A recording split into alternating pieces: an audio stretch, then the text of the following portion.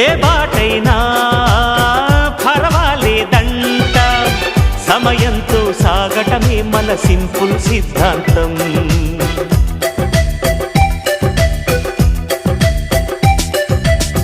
చిరుగాలికి పరిమళమిచ్చే సిరిమల్లెల వనమై ఉందాం, గగనాన్ని నేలను కలిపే హరివిల్లుల వంతెన అవుదాం.